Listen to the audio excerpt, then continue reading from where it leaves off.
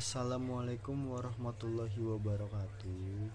Di sini kelompok kami ingin menjelaskan tentang kode etik profesi akuntan publik. Perkenalkan, nama saya Usman dan ada teman saya yang bernama Maharani Puspita Dewi dan Friska Rafsanjani, dan ada teman saya yang bernama William Immanuel. Akuntan publik, kode etik dan kode etik profesi. Akuntan publik adalah akuntan yang telah memperoleh izin dari Menteri Keuangan Republik Indonesia untuk memberikan jasa akuntan publik di Indonesia. Pembinaan dan pengawasan akuntan publik dilakukan oleh Pusat Pembinaan Profesi Keuangan atau PPPK.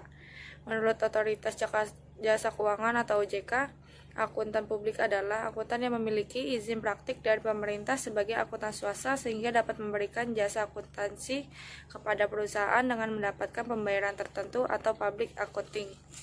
Etik adalah sistem norma, nilai, serta aturan profesional dengan secara tertulis yang dengan tegas menyatakan apa yang benar atau baik, serta apa yang tidak benar atau tidak baik bagi seseorang profesional.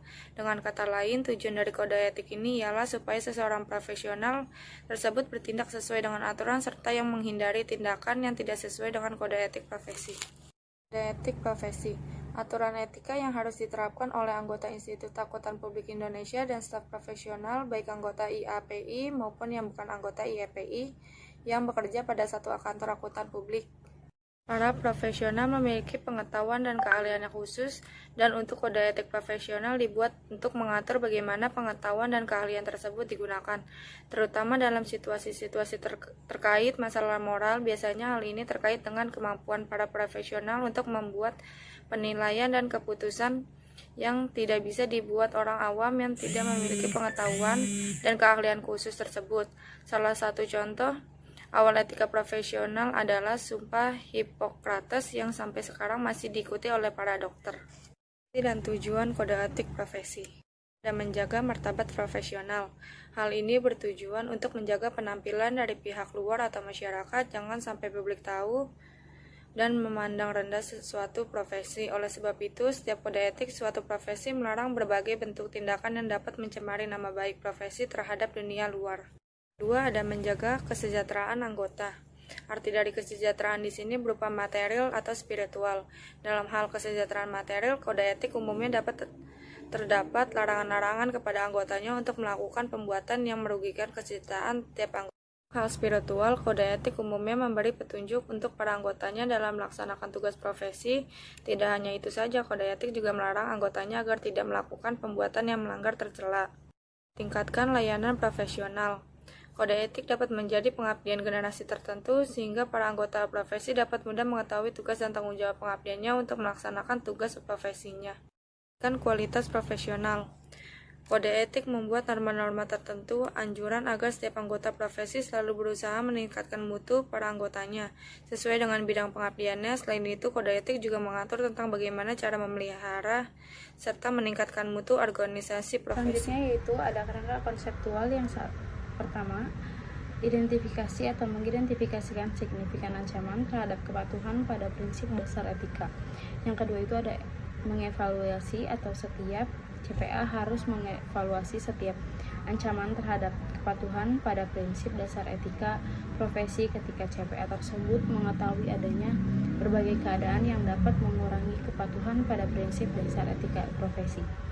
Yang ketiga itu ada mengatasi ancaman, menerapkan perlindungan yang tepat untuk menghilangkan dan mengurangi ancaman. Selanjutnya ada respon atas ketidakpatuhan terhadap peraturan perundang-undangan. Contohnya itu ada banyak, yaitu kecurangan, korupsi, penyuapan, pencucian uang, pendanaan teroris, pasaran perdagangan surat berharga, perbankan serta produk dan jasa keuangan, perlindungan data, liabilitas pajak, dan perlindungan lingkungan hidup. Contohnya itu seperti pencurian atas harta persediaan yang kemudian pelaku akan menyembunyikan kecurangan tersebut, misalnya dengan membuat bukti transaksi yang palsu, dan selanjutnya setelah perbuatan pencurian dan penyembunyian dilakukan, pelaku akan melakukan konversi dengan cara memakai sendiri atau menjual persediaan tersebut. Nah, biasanya kecurangan ini tuh terjadi ketika pengendalian internnya tidak ada atau lemah atau tidak efektif. Terus pegawainya juga dipekerjakan tanpa memikirkan kejujuran dan integritas mereka. Nah, cara agar tidak terjadinya kecurangan yaitu membangun struktur pengendalian internal yang baik.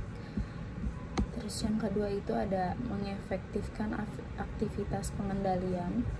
Yang ketiga itu meningkatkan kultur organisasi. Selanjutnya akan dilanjutkan oleh teman saya.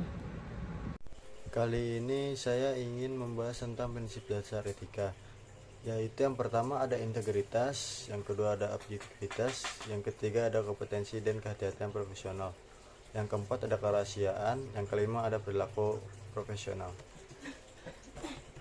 Untuk yang integritas, yaitu integritas bersifat lugas dan jujur dalam sebuah hubungan profesional dan bisnis. Integritas menyiratkan berterus terang dan selalu mengatakan yang sebenarnya. Seorang akuntan dilarang untuk menyampaikan informasi, salah satunya yaitu berisi kesalahan dan pernyataan yang menyesatkan secara material, yaitu dari segi material dia menyesatkan, itu tidak boleh. Yang kemudian ada yang kedua berisi pernyataan atau informasi yang dibuat secara tidak hati-hati. Nah, yang kedua itu yaitu objektivitas. Objektivitas adalah tidak mengompromikan pertimbangan profesional atau bisnis karena adanya bias, benturan kepentingan, dan adanya pengaruh yang tidak semestinya dari pihak lain. Untuk kompetensi dan kehati-hatian profesional, kali ini kompetensi yaitu mencapai dan mempertahankan pengetahuan dan keahlian profesional pada level yang disyaratkan untuk memastikan bahwa klien atau organisasi tempat bekerja memperoleh jasa profesional yang kompeten. Dari segi kerjanya, seseorang harus kompeten dalam profesionalnya. Dan yang keempat ada kerahasiaan. Kerahasiaan yaitu menjaga kerahasiaan informasi yang diperoleh dari hasil hubungan profesional dan bisnis. Dalam menjaga kerahasiaan ini, seorang akuntan harus mewaspadai terhadap kemungkinan pengungkapan yang tidak disengaja, termasuk dalam lingkungan sosial dan khususnya pada rekan bisnis dekat atau anggota keluarga inti. Yang kedua dari segi kerahasiaan yaitu menjaga kerahasiaan informasi di dalam kantor atau organisasi tempatnya bekerja. Yang ketiga dari segi kerahasiaan yaitu ada menjaga kerahasiaan informasi yang diungkapkan oleh calon klien atau organisasi tempatnya bekerja. Dan yang kelima itu ada perilaku profesional.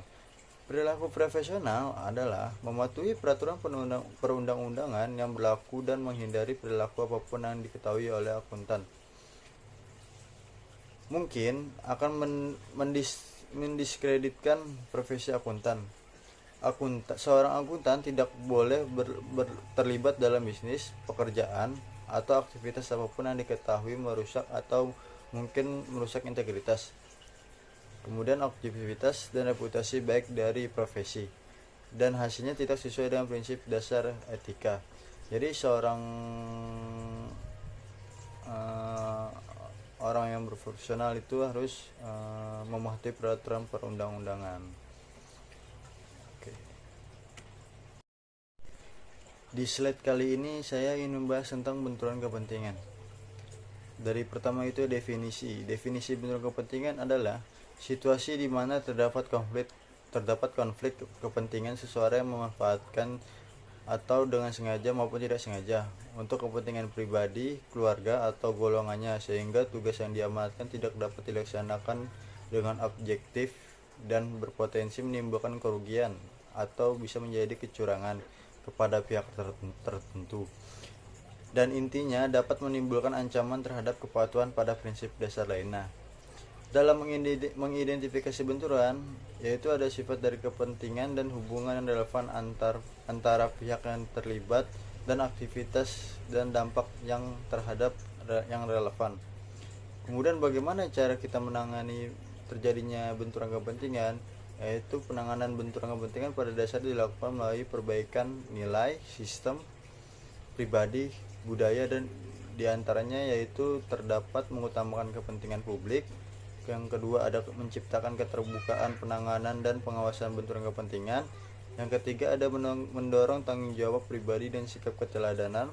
Dan yang keempat ada namanya menciptakan dan membina budaya organisasi yang tidak toleran terhadap benturan kepentingan. Jadi dalam cara kita menangani benturan kepentingan yaitu dengan cara tidak adanya pilih kasih atau eh, gimana tidak adanya ke inilah apa namanya, menciptakan budaya yang lebih toleran gitu loh, nggak milih-milih pandang, nggak milih-milih bulu gitu loh. Maksudnya nggak milih-milih bulu itu dalam artian tidak pilih kasih walaupun dia saudara kita gitu. Oke, nama saya William Emmanuel dengan NPK 11197000269 dari kelompok 1 akan menjelaskan ketidakpatuhan terhadap peraturan perundang-undangan. Ketidakpatuhan terhadap perundang-undangan terdiri atas tindakan penghilangan atau perbuatan baik disengaja ataupun tidak disengaja yang bertentangan dengan peraturan perundang-undangan yang berlaku yang dilakukan oleh pihak-pihak berikut. Ada 4 pihak-pihak yang terkait mengenai ini. Yang pertama, organisasi tempatnya bekerja. Yang kedua, pihak yang bertanggung jawab atas tata kelola organisasi tempatnya bekerja. Yang ketiga, manajemen organisasi tempatnya bekerja. Dan yang keempat, individu lain yang bekerja untuk atau di bawah arahan organisasi tempatnya bekerja. Contoh peraturan perundang-undangan yang terkait dengan seksi ini termasuk yang berhubungan dengan seperti yang telah tampil slide ini atau background saya, yaitu kecurangan, korupsi, dan penyuapan, pencucian uang, pendanaan teroris dan hasil kriminal, pasar dan perdagangan surat berharga, perbankan serta produk dan jasa keuangan lainnya, perlindungan data, liabilitas pajak dan pensiun serta pembayarannya, perlindungan lingkungan hidup, kesehatan dan keselamatan publik. Ketidakpatuhan dapat mengakibatkan denda, litigasi, atau konsekuensi lain bagi organisasi tempatnya bekerja yang berpotensi memiliki dampak yang material terhadap laporan keuangan. Terlebih lagi, ketidakpatuhan tersebut mungkin berdampak terhadap kepentingan publik yang lebih luas yang berpotensi memunculkan bahaya besar bagi investor, kreditor, karyawan, atau masyarakat umum. Untuk tujuan seksi ini, tindakan yang menyebabkan bahaya besar tersebut adalah tindakan yang menghasilkan dampak kerugian keuangan atau non-keuangan yang serius bagi para pihak tersebut. Misalnya kecurangan yang mengakibatkan kerugian keuangan yang signifikan bagi investor dan pelanggaran yang terkait dengan lingkungan yang dapat membahayakan karyawan. Terima kasih. Oke, selanjutnya saya akan menjelaskan prinsip imbalan. Besaran imbalan yang ditawarkan memungkinkan mempengaruhi kemampuan akuntan untuk melakukan jasa profesional sesuai dengan standar profesional. Perusahaan jasa operasional dan kelangsungan bisnisnya tergantung dari imbalan jasa yang ia peroleh. Akuntan dapat mengajukan penawaran imbalan yang dipandang tepat. Menawarkan imbalan yang lebih rendah dari akuntan lain bukan merupakan pelanggaran etika. Namun, besaran imbalan yang ditawarkan memunculkan ancaman kepentingan pribadi terhadap kepatuhan pada prinsip kompetensi dan kehati-hatian profesional. Jika imbalan yang ditawarkan sangat rendah, sehingga mungkin sulit untuk melakukan perikatan sesuai dengan standar profesional dan standar teknis yang berlaku. Imbalan yang terlalu rendah dapat mempengaruhi penekanan biaya operasional kerja yang dapat mempengaruhi pada kualitas pekerjaan secara langsung. Saya akan menjelaskan apa yang dimaksud dengan imbalan kontingen. Imbalan kontingen kadang digunakan untuk perikatan non-asuransi tertentu. Namun demikian, imbalan kontingen dapat memunculkan ancaman terhadap kepatuhan pada prinsip dasar etika, terutama ancaman kepentingan pribadi terhadap kepatuhan pada prinsip objektivitas dalam keadaan tertentu. Faktor-faktor yang relevan dalam pengevaluasian level ancaman tersebut mencakup ada 6 faktor. Yang pertama, sifat perikatan. Yang kedua, rentang besaran imbalan yang dimungkinkan. Yang ketiga, basis penetapan besaran imbalan. Yang keempat, pengungkapan kepada pengguna yang dituju dari pekerjaan yang dilakukan oleh akuntan dan basis remunerasi. Yang kelima, apakah pihak ketiga yang independen menelaah keluaran atau hasil dari transaksi. Yang keenam, apakah besaran imbalan ditetapkan oleh pihak ketiga yang independen seperti regulator. Imbalan rujukan dan komisi. Ancaman kepentingan pribadi terhadap kepatuhan pada prinsip objektivitas dan prinsip kompetensi dan kehati-hatian profesional muncul jika akuntan membayar atau menerima imbalan rujukan atau menerima komisi yang berkaitan dengan klien. Imbalan rujukan atau komisi tersebut termasuk misalnya ada 3 contoh yang akan saya berikan kepada teman-teman. Yang pertama, imbalan yang dibayarkan kepada akuntan lain untuk tujuan mendapatkan klien baru ketika klien berlanjut sebagai klien dari akuntan yang sedang memberikan jasa, namun mensyaratkan jasa spesialis yang tidak ditawarkan oleh akuntan tersebut.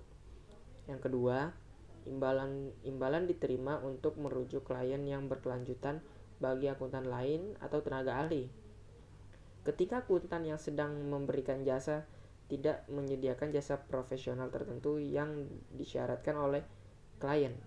Yang ketiga, komisi yang diterima dari pihak ketiga, misalnya vendor perangkat lunak, sehubungan dengan penjualan barang atau jasa kepada klien. Itulah penjelasan saya mengenai imbalan. Terima kasih teman-teman.